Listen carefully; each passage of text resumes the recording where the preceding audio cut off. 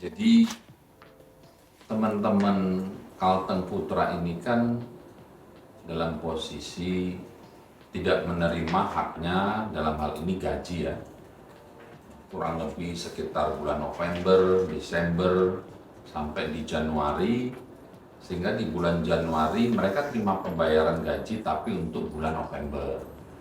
Nah, di bulan Januari tersebut, kalau tidak salah di tanggal 18, pada saat mereka mau bermain dengan Persipura, bertanding dengan Persipura, mereka sudah mengingatkan kepada manajemen maupun pemilik klub Kalteng Putra supaya hak mereka dipenuhi. Kita sih berpemikiran wajar teman-teman Kalteng Putra untuk meminta haknya yang belum dilaksanakan oleh pihak klub Kalteng Putra. Usaha yang mereka lakukan untuk ketemu dengan owner dari Kalteng Putra tidak berhasil. Mereka hanya bisa berhubungan dengan manajernya Pak Sigit. Pak Sigit menyampaikan mereka diminta untuk bertanding dengan klub Persipura. Nanti mengenai gaji mereka akan diselesaikan ataupun dibicarakan setelah selesai bertanding dengan Persipura. Mereka pun melaksanakan pertandingan dengan Persipura. Selesai mereka melakukan pertandingan dengan Persipura, baru mereka mempertanyakan kembali kepada Pak Sigit bagaimana rencana realisasi untuk pembayaran gaji mereka. Nah, karena mereka mengingatkan, diharapkan supaya pembayaran gaji bisa dilaksanakan pada tanggal 25 Januari. Kenapa? Karena pada tanggal 27 Januari ya, mereka harus bertanding melawan PSCS Cilacap. Jadi mereka meminta supaya haknya dipenuhi pada tanggal 25 Januari. Yang menjadi masalah, Pak Sigit tidak memberikan kepastian pembayaran, akhirnya mereka mengupload atau memasukkan surat pernyataan yang sebelumnya mereka buat. Jadi sebelum mereka bertanding dengan Persipura, mereka sudah membuat surat pernyataan yang intinya itu sesuai dengan faktanya. Mereka meminta agar pihak klub menyelesaikan dan melaksanakan kewajibannya untuk membayar gaji daripada pemain. Jadi sesudah bertanding dengan Persipura, mereka membuat lagi surat sebenarnya, jadi ada dua surat untuk kesepakatan dengan pihak klub agar klub mau membayar kewajibannya pada tanggal 25 Januari sebelum mereka bertanding dengan PSCS, tapi pihak klub dalam hal ini Pak Sigit selaku manajer tidak mau tanda tangan dan mengabaikan itu surat tersebut yang sudah dibuat. Maka setelah selesai mereka bertanding dengan Persipura, maka mereka mengupload ke sosial media surat pernyataan yang isinya sesuai dengan faktanya mengenai klub Kalteng Putra belum melaksanakan kewajiban kepada teman-teman Kalteng Putra. Oke, sesudah itu berjalannya waktu, justru mendapat informasi dari pihak klub membuat laporan polisi. Laporan polisi tentang pencemaran nama baik karena teman-teman Kalteng Putra telah mengupload ke sosial media surat pernyataan yang dibuat oleh teman-teman Kalteng Putra sendiri terkait dengan kewajiban Kalteng Putra. Selanjutnya, mereka menunggu sampai tanggal 25 untuk pelaksanaan kewajiban dari klub membayar gaji mereka. Hingga tanggal 25 tidak ada komunikasi yang baik dan tidak ada penyelesaian pembayaran hak dan gaji mereka, maka teman-teman secara bersama-sama memutuskan sepakat tidak akan berangkat ke PSCS ke Cilacap untuk bertanding dengan PSCS apabila mereka belum dibayarkan hak dan gaji mereka. Sehingga klub Kalteng Putra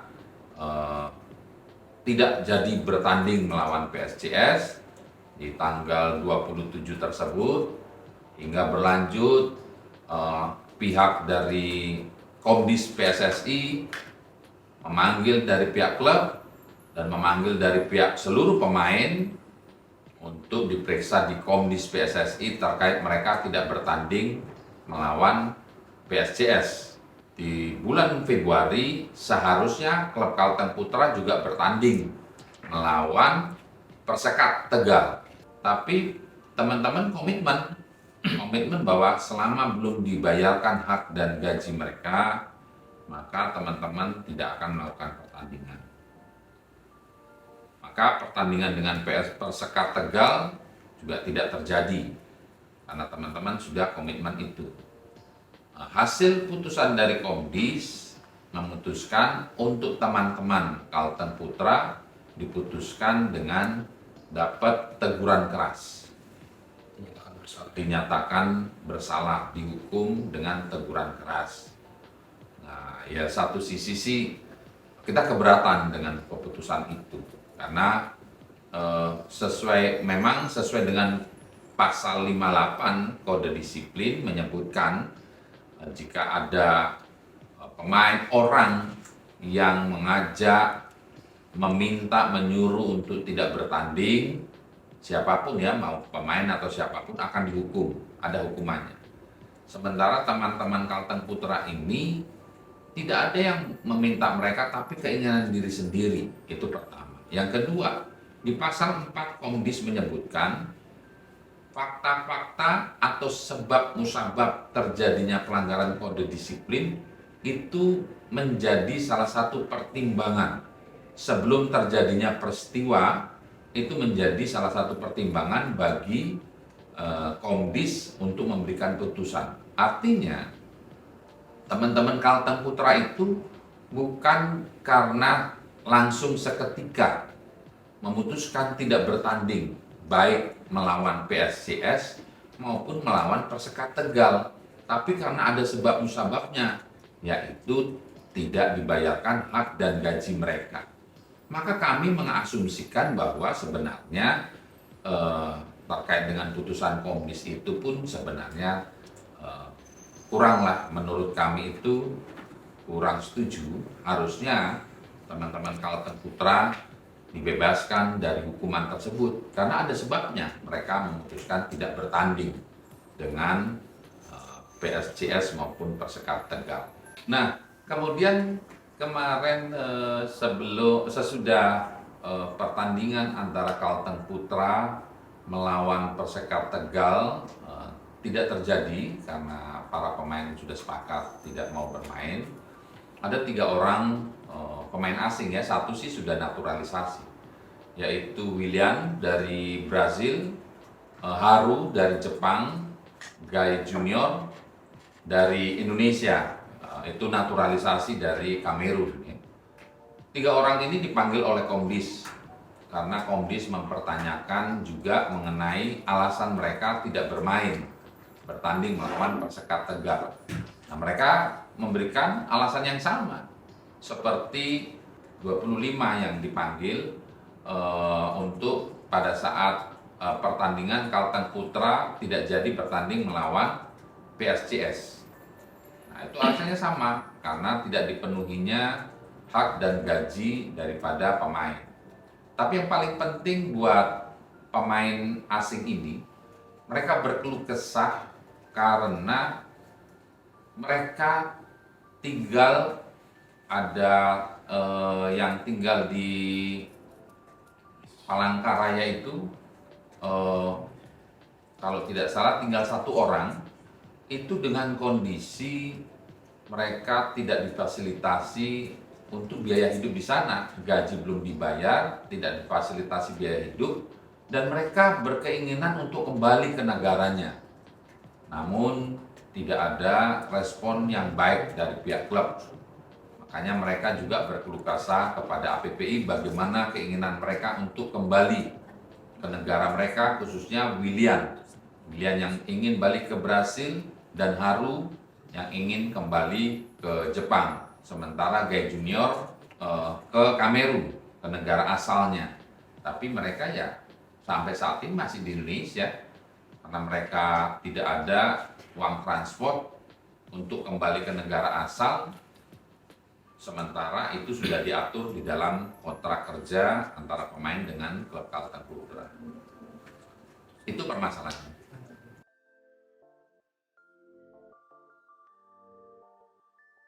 Terkait dengan apa yang terjadi pada pemain Kalteng Putra tadi, jadi kita sebagai asosiasi pemain tentunya akan berusaha sekuat mungkin untuk melakukan pembelaan dan pendampingan terhadap para pemain, karena di sini jelas pemain haknya tidak dibayar. Nah, pertama yang kita lakukan adalah tentunya kita pada saat itu menerima laporan dari para pemain yang sebelumnya, sebelum terjadi pemogokan segala macam itu sudah ada laporan dari 5 pemain terkait dengan tunggakan gaji juga. Jadi kemudian disusul oleh 23 pemain yang memang juga mengalami hal yang sama setelah pertandingan melawan Persipura tadi. Nah, yang pertama kita lakukan tentunya kita menerima laporan dari mereka, kita diskusikan termasuk soal rencana mereka melakukan pemogokan karena hak mereka belum dibayar. Kita sebagai asosiasi pemain tentunya mendukung apa yang menjadi keputusan pemain, dan kita pun sudah menyampaikan hal-hal terkait dari sisi hukumnya, termasuk kita melihat bahwa apa yang dilakukan pemain ini dalam hal ini melakukan mogok main adalah sudah sesuai dengan aturan, sudah sesuai dengan undang-undang ketenagakerjaan. Ya, juga jangan lupa bahwa hak mogok ini adalah hak dasarnya pekerja sepanjang dilakukan sudah memenuhi syarat dan juga mekanisme yang ditentukan, di mana syarat dan mekanisme itu sebenarnya sudah dilakukan oleh teman-teman pemain Kalteng Putra, di antaranya mencoba dari mulai ditunggak 1 bulan sampai 2 bulan selalu proses mencoba untuk negosiasi, untuk bermusyawarah, tapi balik lagi negosiasinya buntu, gagal karena dari pihak Kalteng Putra tidak ada itikat baik, sehingga dari situ kemudian mereka melakukan mogok. Jadi menurut kita mogok ini adalah hal yang dilindungi undang-undang, hak dasarnya pekerja dan sah, sehingga memang seharusnya tidak bisa dihukum oleh Komdis. Ya, jadi ketika kita menerima laporan ini, kita juga sudah kemudian melakukan pendampingan kepada Komdis, karena seperti yang tadi disampaikan, pemain ini karena ketidakhadiran mereka pada saat away ke PSCS Cilacap, mereka dipanggil Komdis, dan kami sebagai asosiasi sudah mendampingi mereka. Mereka bersidang 2 kali, masing-masing separuh pemain dan sisanya itu pada tanggal 31 Januari dan juga tanggal 1 Februari. Nah, mereka dipanggil Komdis, mereka diperiksa, kita dampingi, kita sampaikan juga pembelaan-pembelaannya, dan sehingga kemudian muncul putusan yang tadi sudah disampaikan bahwa memang kita menyayangkanlah ternyata pemain meskipun hukumannya teguran keras, tetapi menurut kami itu seharusnya bisa dibebaskan karena memang tidak ada hal-hal yang dilanggar oleh pemain dalam konteks ini. Nah, terkait dengan laporan polisi, karena kita memperoleh informasi bahwa pemain juga dilaporkan polisi oleh pihak klub Kalteng Putra, ya kita sangat menyayangkan tentunya, karena menurut kami ini adalah sudah sebuah bentuk intimidasi kepada pemain. Pemain bayangin aja tidak dibayar gajinya, dilaporkan, malah justru dilaporkan ke polisi dan diancam sanksi Komdis juga. Jadi ketika ini dilaporkan ke polisi, kita sampaikan juga kepada FIFPro atau induk kita, bahwa ini ada pemain yang gajinya tidak dibayar oleh klub, tapi malah sekarang diintimidasi dengan dilaporkan polisi. Dan terkait dengan itu, FIFPro sudah menyatakan sikapnya dengan jelas dan tegas bahwa mereka ada di belakang para pemain dan mendukung sepenuhnya posisi pemain dalam kasus ini. Dan mereka sudah jelas berkirim surat juga ke FIFA dan ke PSSI supaya segera mengintervensi kasus ini, agar bisa diselesaikan secepatnya sesuai dengan hukum di sepak bola. Nah, itu pesan tegasnya ada di situ. Ini kemudian terkait dengan laporan polisi juga, ini kita menyayangkan, karena seharusnya jelas bahwa di sini klub Kalteng Putra itu melakukan pelanggaran ya terhadap statuta PSSI sendiri, terhadap juga regulasi NDRC Indonesia, dan juga terhadap kontrak mereka dengan para pemain. Ya, pasal 65 Statuta PSSI itu jelas menyebutkan soal yurisdiksi bahwa PSSI, anggota PSSI dalam hal ini Kalteng Putra gitu ya, pemain ofisial serta agen pemain itu tidak diperkenankan mengajukan sengketa ke pengadilan negara atau ke hukum negara. Nah, sekarang Kalteng Putra melaporkan ke polisi itu jelas melanggar dan menyalahi ketentuan ini. Demikian juga dengan NDRC Indonesia, gitu ya, karena yurisdiksinya jelas. Ketika ada kasus gaji pemain seperti ini, mestinya yang berwenang menangani adalah NDRC Indonesia, bukan ke bukan ke pengadilan atau ke polisi. Ya, termasuk di dalam kontrak juga dijelaskan di situ penyelesaian di pasal 18 penyelesaian sengketanya itu ke NDRC Indonesia, dan pasal 19 juga menyebutkan mengenai kekhususan sepak bola, di mana di situ ada karakteristik khusus, juga ada peraturan kalau penyelesaian sengketanya itu ya mestinya di hukum sepak bola. Nah, kira-kira itu yang sudah kita lakukan, dan kita pun juga terus melakukan monitor termasuk kaitannya dengan proses perkembangan di kepolisian. Ya, karena ini menjadi sangat penting, nanti bisa didetailkan sama Bang Janes gitu ya. Tapi satu sisi lain juga kita tetap mengajukan dan menuntut ya gaji yang ditunggak para pemain yang sudah sampai 2-3 bulan ini ke lembaga yang memang semestinya menyelesaikan kasus ini, yaitu ke NDRC Indonesia. Jadi kita tetap mendampingi, kita tetap mewakili para pemain mengajukan gugatan ke NDRC atas gaji mereka yang belum dibayar. Surat panggilan sudah diterima oleh 23 pemain. Itu pelapornya adalah Pak Sigit. Apakah Pak Sigit ini selaku pribadi atau mewakili klub Kalteng Putra? Ini kita belum tahu. Tapi pelapornya di situ adalah Pak Sigit, manajer Kalteng Putra. Ya, ada yang menerimanya secara tidak langsung karena surat dikirim ke alamat yang tercantum di kontrak, sementara teman-teman Kalteng Putra khususnya 23 pemain ini ada yang berdomisili tidak lagi di alamat yang dikontrak. Surat panggilan tersebut memang masih panggilannya bersifat klarifikasi. Di dalam surat tanggapan kami terhadap panggilan Polda Kalteng Putra kepada 23 pemain ini kami sampaikan. Pertama, peristiwa ini dikarenakan adanya tunggakan gaji dan hak-hak pemain yang belum dibayarkan oleh klub Kalteng Putra. Itu pertama. Kedua, bahwa apa yang disampaikan di media, sosial media, itu sesuai dengan fakta hukumnya. Tidak ada yang ditambah-tambahkan dan tidak ada caci maki. Hanya menyampaikan itu saja. Apakah ini dianggap sebagai pencemaran nama baik apabila seseorang menyampaikan sesuai dengan fakta hukumnya? Ini kita belum tahu. Baru yang ketiga, ini sebenarnya permasalahan di dunia sepak bola. Seperti yang sudah disampaikan tadi oleh Bang Rija, bahwa kalau ini sudah masuk ke dunia sepak bola, maka ranahnya penyelesaiannya itu di dalam hukum olahraga, dalam hal ini hukum sepak bola. Bisa melalui NDRC, bisa melalui komisi disiplin. Maka kami sampaikan kepada Polda Kalteng bahwa ini ranahnya sudah ranah sepak bola.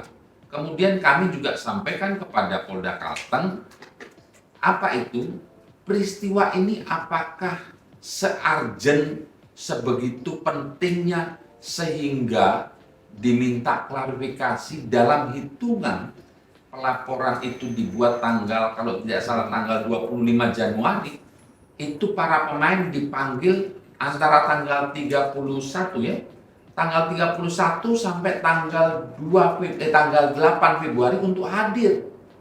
Apakah begitu pentingnya kasus ini sehingga Polda Kalteng Putra harus mendesak untuk pemanggilan? Maka kita sampaikan tanggapan itu. Artinya apa? Ada peristiwa penting yang sedang terjadi sekarang di Republik ini. Pemilu 2024. Harusnya kepolisian seluruh Indonesia fokus kepada peristiwa hajatan demokrasi yang berlaku secara nasional, termasuk terjadi di Palangkaraya, Kalteng, di wilayah Kalimantan Tengah. Kenapa kok harus mendesak ada pemanggilan seperti itu? Maka kita sampaikan itu.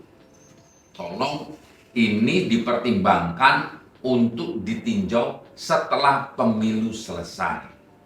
Kemudian kita sampaikan lagi, pemain-pemain 23 pemain Kalteng Putra ini saat ini tidak semuanya bertempat tinggal berdomisili di Palangkaraya. Ada yang sudah kembali ke Papua, ada yang sudah kembali ke Sulawesi, ke Jakarta, Jawa, ada yang ke Sumatera. Terus diminta untuk datang ke Polda Kalteng Putra, sementara pemain belum menerima gajinya. Mohon ini menjadi pertimbangan.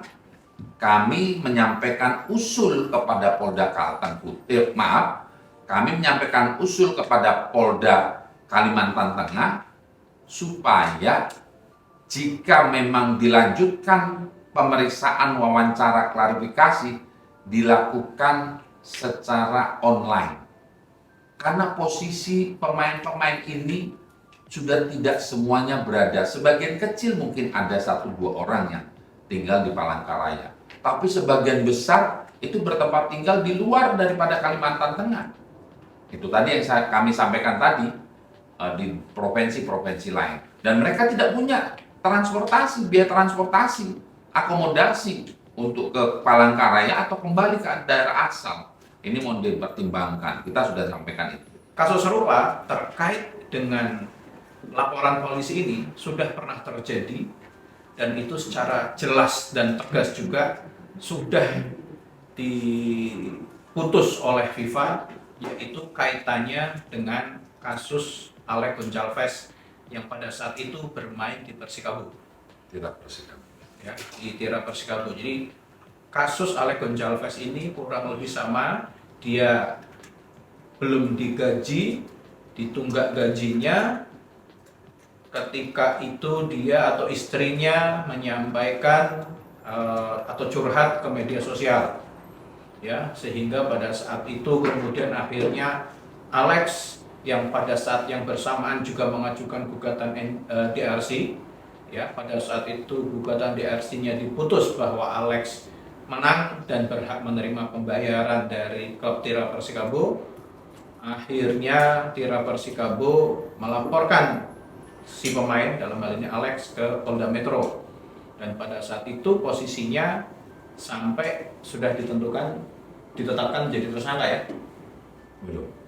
Atau kayak kasusnya sudah naik ke penyidikan yang jelas, gitu kan? Nah, pada akhirnya ada intervensi dari FIFA dan kemudian kasus ini bisa diselesaikan oleh FIFA. Tetapi yang jadi catatannya adalah bahwa FIFA juga memutus bahwa klub Tira Persikabo dalam hal ini CEO-nya Pak Bimo Del Piero itu dihukum oleh FIFA karena, ya, melakukan abuse of power, karena melakukan intimidasi dan juga tindakan buruk kaitannya dengan melaporkan si pemain ke kepolisian. Nah, ini jadi catatan, jadi hal yang sama sekarang dilakukan oleh klub Kalteng Putra dan Pak Sigit Widodo, ya, terhadap para pemain Kalteng Putra. Sehingga kita berharap juga hal yang sama FIFA dan PSSI bisa mengintervensi kasus ini dan memberikan teguran serta hukuman yang tegas kepada klub Kalteng Putra.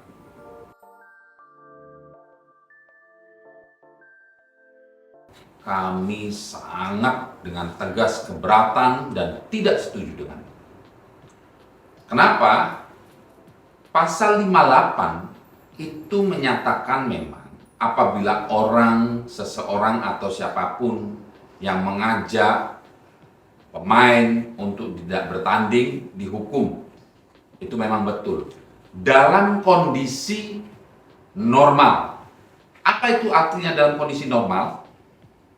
Apabila pemain Kalteng Putra tidak ada permasalahan dengan klubnya, semuanya berjalan dengan baik dan lancar, tidak ada tunggakan gaji, tidak ada tunggakan hak-hak yang belum dipenuhi, terus tanpa musabab ada yang mengajak atau pemain tidak mau bertanding, itulah yang bisa dikenakan di pasal 58 Komisi Disiplin PSSI. Ketentuan di Komdis pasal 58 itu bisa dikenakan dalam kondisi normal. Kenapa saya bilang kondisi normal? Di pasal 4 Komdis disebutkan bahwa ada hal-hal yang harus dipertimbangkan terkait jika ada pelanggaran Komdis. Sebab musababnya, penyebabnya. Itu di pasal 4. Maka pasal 58 itu kondisi normal.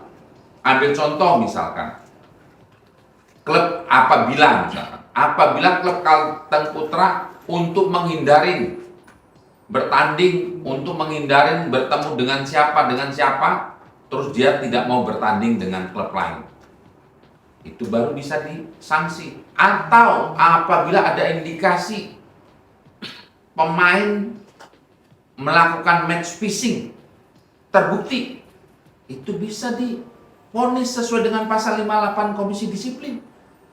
Tapi ini kondisinya tidak normal.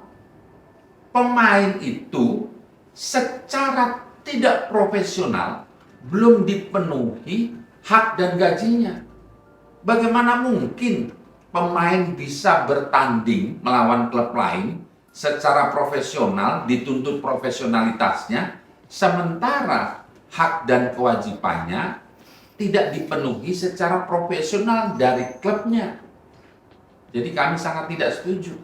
Maka terkait dengan itu, tidak bisa, menurut kami, tidak bisa dikenakan hukuman sesuai dengan apa yang diatur di Komisi Disiplin PSSI, khususnya di pasal 58, kaitannya dengan pasal 4. Ya, menambahkan mengenai soal ketidakprofesionalan pemain karena melakukan mogok, justru ini hal yang sebaliknya. Justru pemain dalam posisi ini adalah menegakkan profesionalisme di bidang sepak bola. Dalam hal ini menegakkan kontrak mereka secara profesional. Ya, di situ jelas pemain harusnya menerima hak kapan, sudah ditagih, sudah melakukan upaya perdamaian, sudah melakukan negosiasi, tapi klubnya ternyata tidak profesional. Sehingga kemudian pemain melakukan hal-hal yang juga ditentukan atau dilindungi oleh undang-undang. Dalam hal ini aksi mogok. Jadi ini sangat penting bahwa aksi mogok itu adalah hak dasar pekerja atau pemain yang dilindungi undang-undang. Dan sepanjang memang sudah dilakukan sesuai memenuhi syarat dan prosedur, di mana hal tersebut sudah dilakukan oleh para pemain Kalteng Putra, maka ini adalah sebuah tindakan profesional yang tidak bisa dihukum. Jadi jelas ya, ketika pemain melakukan pemogokan ini, justru pemain sedang menegakkan kontrak profesionalnya mereka. Pemain sedang memperjuangkan hak profesionalnya mereka. Pemain sedang menuntut dan membuat profesional persepak bola Indonesia. Mestinya Komdis harus cermat, harus juga mempertimbangkan keadilan material, keadilan yang nyata, empati dan keadilan yang hidup di masyarakat, bahwa apa yang dilakukan oleh para pemain ini sedang menuntut haknya, sedang menegakkan kontrak profesionalnya, sehingga seharusnya tidak dihukum. Ya, jadi meskipun itu hukumannya hukuman teguran, tapi itu tetap saja menyatakan bahwa para pemain bersalah. Semestinya Seolah-olah bersalah. betul. Semestinya pemain itu dilindungi. Dan ini peran Komdis juga melindungi pemain karena apa? Supaya pemain juga menerima hak-haknya. Jadi kita berharap ke depan ketika terjadi lagi kasus ini, pemain jangan disudutkan dan disalahkan pemain tidak profesional.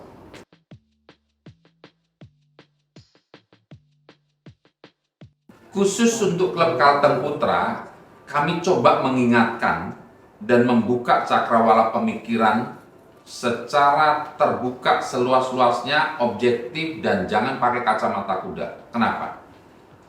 Kasus klub Kalteng Putra bukan 1, 2, 3 orang yang hak dan gajinya tidak dibayarkan oleh klub. 29. Pertama. Kedua, pelatih tidak dipenuhi hak dan gaji. Ketiga, staf official semua belum dipenuhi hak dan gajinya. tertunggak. Terus diharapkan secara keseluruhan tim dari klub Kalteng Putra untuk melakukan bertanding secara profesional. Ini sudah tidak unlogika ini. Ini sudah tidak bisa masuk ke ranah profesional. Mengenai permohonan ke NDRC silakan. Tapi mengenai keputusan mereka tidak bertanding itu justru mempertegas sebenarnya yang dipertanyakan keprofesionalan itu apakah klub ataukah pemain beserta dengan pelatih dan tim ofisial. Itu yang perlu dipertanyakan. Karena semuanya belum menerima hak dan gajinya. Sehingga bagaimana mungkin mengharapkan sesuatu yang profesional sepenuhnya untuk bertanding sepenuh hati, bertanding secara all out, sementara pemikiran mereka mengharapkan kapan hak mereka penuhi. Jadi kami berharap kepada federasi maupun semua insan sepak bola, klub, pemain, bahkan sampai tingkatan sekolah sepak bola Indonesia, karena itu diatur di dalam NDRC.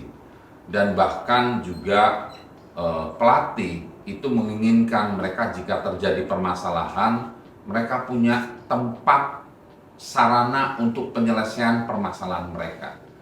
Karena sampai saat ini memang yang bisa diselesaikan di NDRC Indonesia itu hanya perselisihan, dispute, permasalahan di klub, pemain, dan SSB.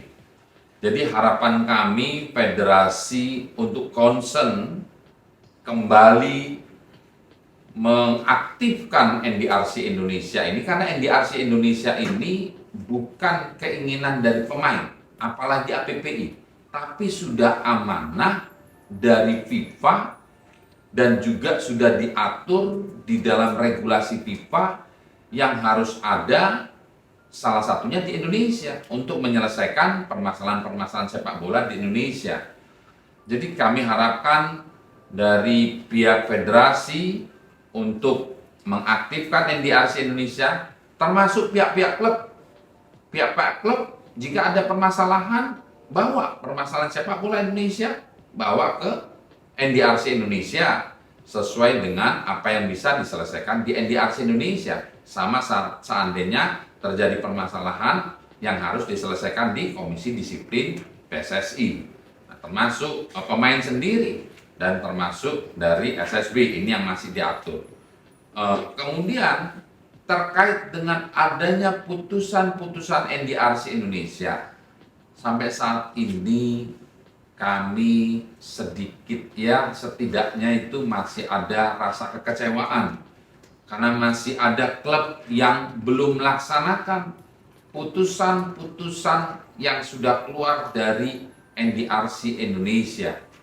Baik putusan yang sudah berkekuatan hukum tetap, bahkan dari surat-surat yang telah kami sampaikan kepada klub-klub tersebut untuk melaksanakan putusan tersebut, sehingga menjadi abai.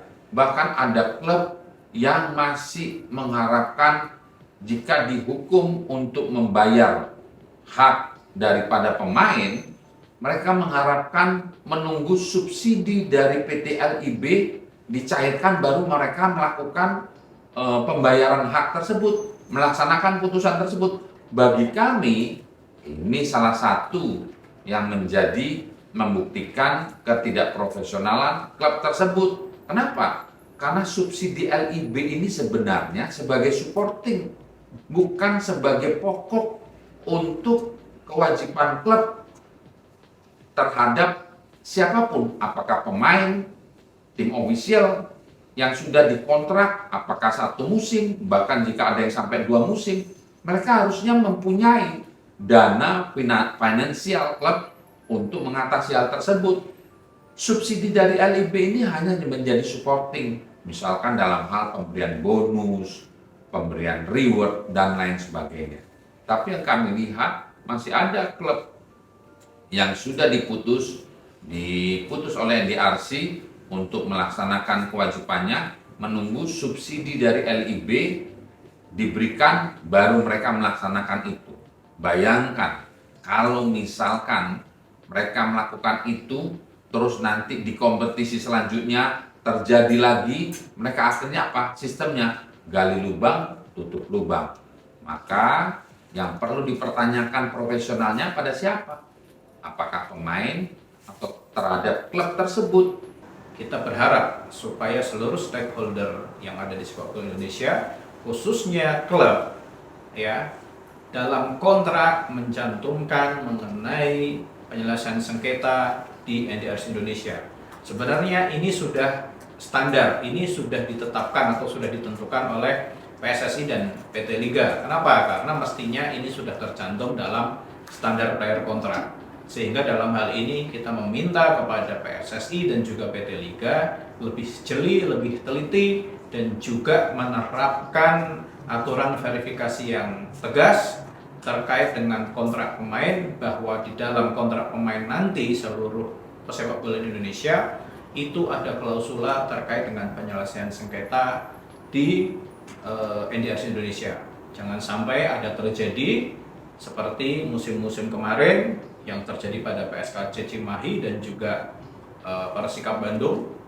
Di situ ditulis tidak boleh dilakukan, atau penyelesaian sengketa tidak boleh dilakukan ke NDRC. Ini adalah suatu kontrak yang menyalahi hukum, suatu kontrak yang bertentangan dengan apa yang sebenarnya ditentukan oleh PSSI, sehingga seharusnya kontrak-kontrak seperti itu tidak boleh lagi ada dan tidak boleh lagi terjadi di kemudian hari.